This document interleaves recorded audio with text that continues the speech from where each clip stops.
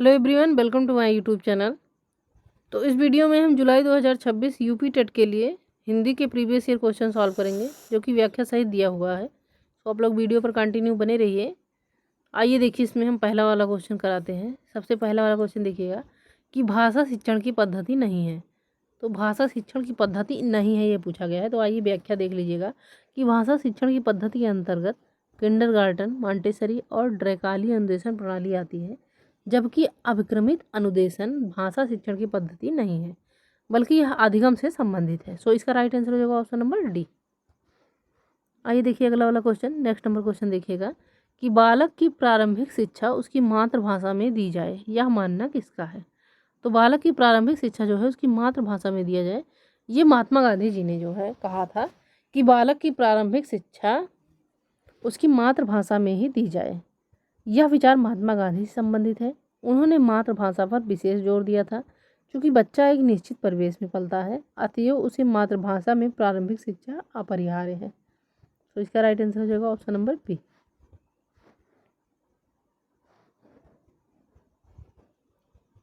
अब देखिएगा अगला वाला क्वेश्चन 933 नंबर क्वेश्चन है कि व्याकरण शिक्षण के लिए उपयुक्त नहीं है। तो व्याकरण शिक्षण के लिए क्या उपयुक्त नहीं है। तो कक्षा भिनय प्रणाली व्याकरण शिक्षण के लिए उपयुक्त नहीं है, जबकि आगमन प्रणाली, निगमन प्रणाली एवं अव्याकृत प्रणाली शिक्षण हेतु उपयुक्त है। लेकिन इसका सही उत्तर हो जाएगा ऑप्शन नंबर डी, कक्षा विनय प्रणाली। ये व्याकरण शिक्षण के लिए उपयुक्त नहीं है। राइट आंसर इसका होगा ऑप्शन नंबर डी। आइए अगला वाला क्वेश्चन है। नेक्स्ट नंबर क्वेश्चन देखिएगा कि आनंद कादम्बिनी पत्रिका का प्रकाशन कहाँ से होता है। तो आनंद कादम्बिनी पत्रिका का प्रकाशन जो है ये मिर्ज़ापुर से होता है। Very very most important question है। देखिएगा कि आनंद कादम्बिनी पत्रिका का प्रकाशन मिर्ज़ापुर उत्तर प्रदेश से होता है। इस पत्रिका के संपादक बद्री नारायण चौधरी प्रेम घन थे। इनकी एक ही पत्रिका नागरी नीरद मिर्ज़ापुर से निकलती है, जबकि हंस 1930 पत्रिका बनारस से निकलती थी। इसके संपादक मुंशी प्रेमचंद थे तथा प्रतीक पत्रिका इलाहाबाद से निकलती है।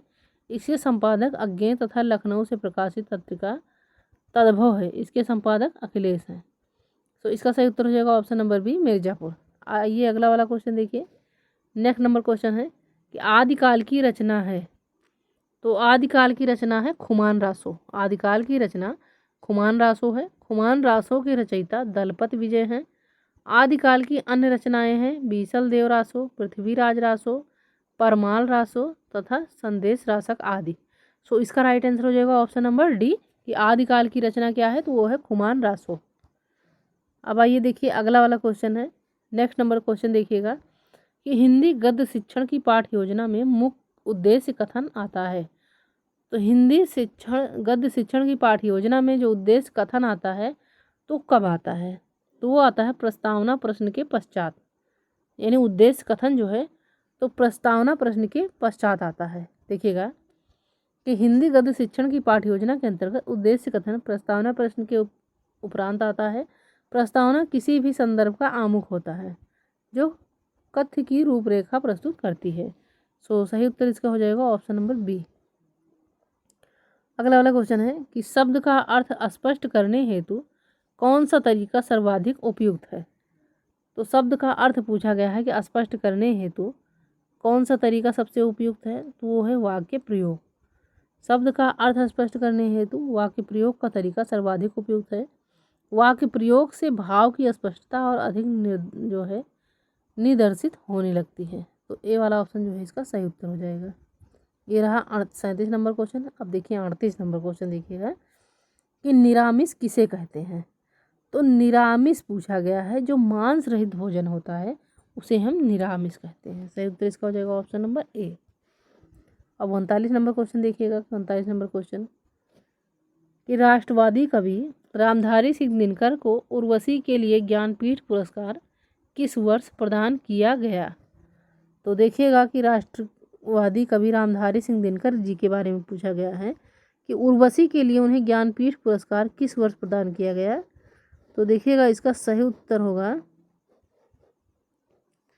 1972 में। राष्ट्रवादी कवि रामधारी सिंह दिनकर को उनकी कृत उर्वशी के लिए ज्ञानपीठ पुरस्कार 1972 में प्रदान किया गया।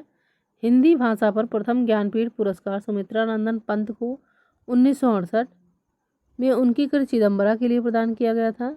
1978 में अज्ञेय को कितनी नावों में कितनी बार के लिए तथा 1982 में महादेवी वर्मा को उनकी कृति यामा के लिए ज्ञानपीठ पुरस्कार प्रदान किया गया था। अब देखिए अगला वाला क्वेश्चन है 40 नंबर की सहद शब्द है।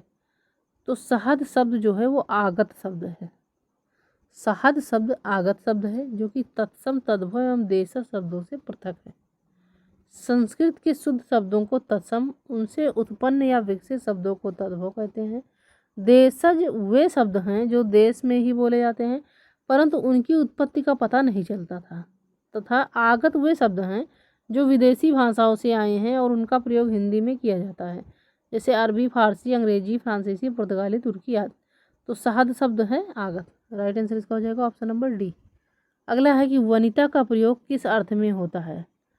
तो वनिता का प्रयोग जो है वो स्त्री के लिए किया जाता है। राइट आंसर इसका होगा ऑप्शन नंबर बी।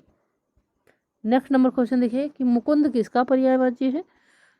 तो मुकुंद जो है ये भगवान विष्णु का पर्यायवाची है। अगला है कि काहेरी नालिनी तू कुमलानी और तेरे ही नाल सरोवर पानी पंक्ति के रचनाकार कौन है। तो इस पंक्ति के रचनाकार है कबीरदास। राइट आंसर इसका हो जाएगा ऑप्शन नंबर सी। अगला वाला क्वेश्चन है कि आचार्य रामचंद्र शुक्ल का निबंध संग्रह है। तो आचार्य रामचंद्र शुक्ल जी का निबंध संग्रह है चिंतामणि। सही उत्तर इसका होगा option number B. Next number question देखिए। नेक्स्ट नंबर क्वेश्चन है कि निम्नलिखित में वर्तनी की दृष्टि से कौन सा शब्द युग्म शुद्ध है। तो वर्तनी की दृष्टि से पूछा गया है कि ऐसा कौन सा शब्द युग्म है जो कि शुद्ध है। तो इसका सही उत्तर हो जाएगा ऑप्शन नंबर सी, बारात तथा वसंत, ये शब्द युग्म शुद्ध है। राइट आंसर इसका हो जाएगा ऑप्शन नंबर सी। अब देखिएगा अगला वाला क्वेश्चन, ये कौन सा क्वेश्चन था 45। हाँ 46 नंबर क्वेश्चन देखिए कि अर्ध स्वर हैं। तो अर्ध स्वर हैं या और वाह। या और वाह ये शब्द जो है तो ये अर्ध स्वर हैं।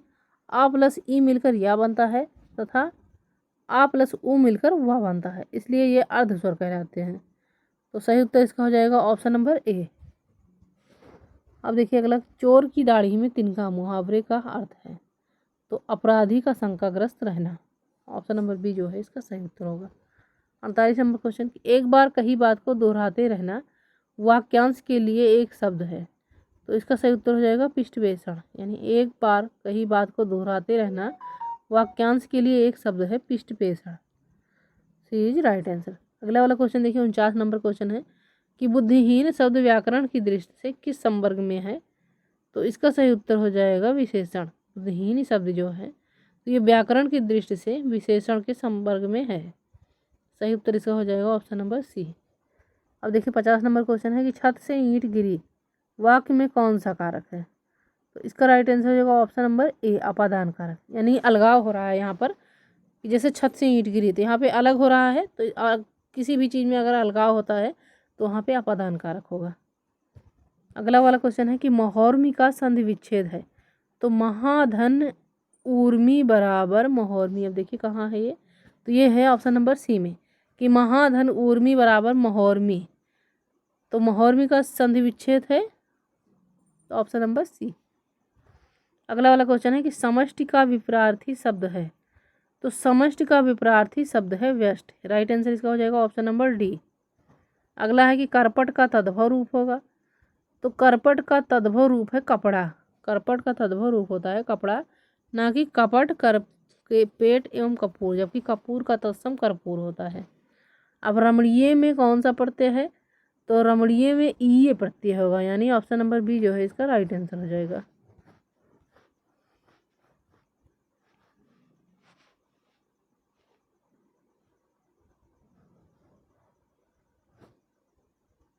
आइए अगला वाला क्वेश्चन देखिएगा। नेक्स्ट नंबर क्वेश्चन है कि बोरो सबय रघुवंश कुठार की धार में बारन बज सरथ हैं और बाण की वायु उड़ाव के लक्षण लक्ष्य कहो और यहाँ समर्थ हैं। इन काव्य पंक्तियों में कौन सा रस है।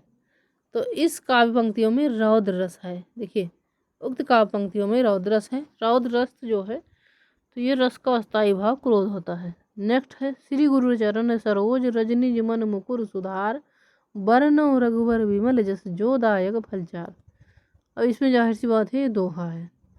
श्री गुरु चरण सरोज रज निज मन मुखर सुधार, बरनउँ रघुबर विमल जस जो दायक फलचार में दोहा छंद है। इसके प्रथम और तृतीय चरण में 13-13 मात्राएं हैं और द्वितीय तथा चतुर्थ चरण में 11-11 मात्राएं हैं। सोरठा जो होता है दोहा का उल्टा होता है, अर्थात इसमें प्रथम और तृतीय चरण में 11-11 तथा द्वितीय व चतुर्थ चरण में 13-13 मात्राएं होती हैं। अब बारहवें देखिए तो ये अवधि का छंद जिसमें 12 व 7 मात्रा पर यति होती है। रोला 24 मात्राओं का मात्रिक छंद है। अब नेक्स्ट नंबर देखिए कि वाक्य शुद्ध है, तो वाक्य शुद्ध वाक्य पूछा गया है कि मोहन और गीता गा रही हैं, गीता और मोहन गा रहा है, या मोहन और गीता गा रहे हैं, या मोहन और गीता गा रही हैं। तो देखिए शुद्ध वाक्य इसमें जो होगा ये ऑप्शन नंबर सी हो जाएगा, यानी कि मोहन और गीता गा रहे हैं। अब देखिए मोहन और गीता गा रही हैं, तो यहाँ मोहन जो है ये लड़का है, गीता लड़की है, तो गा रही हैं ये अशुद्ध हो जाएगा। गीता और मोहन गा रहा है ये भी अशुद्ध होगा, ये भी नहीं होगा। मोहन और गीता गा रही हैं तो ये भी नहीं सही होगा। तो सही उत्तर इसका हो जाएगा ऑप्शन नंबर सी। अब देखिए 58 नंबर क्वेश्चन देखिएगा, इन शब्दों में से कौन सा शब्द हिंदी शब्दकोश में सबसे अंत में आएगा। तो इसका राइट आंसर है क्लीव। क्लीव शब्द सबसे अंत में आएगा। दिए गए विकल्पों के बढ़ते हुए क्रम इस प्रकार है, किसान कृषक क्रम क्लीव, यानी कि राइट आंसर हो जाएगा ऑप्शन नंबर ए। अगला है कि चरा चरम जगत में कौन सा समास है। तो चरा चरम जगत में जो है द्वंद्व समास है। राइट आंसर इसका हो जाएगा ऑप्शन नंबर बी। अब सबसे लास्ट वाला क्वेश्चन इस वीडियो का देखिएगा, तो इस वीडियो का सबसे लास्ट क्वेश्चन है कि अभ्यागत शब्द में कौन सा उपसर्ग है।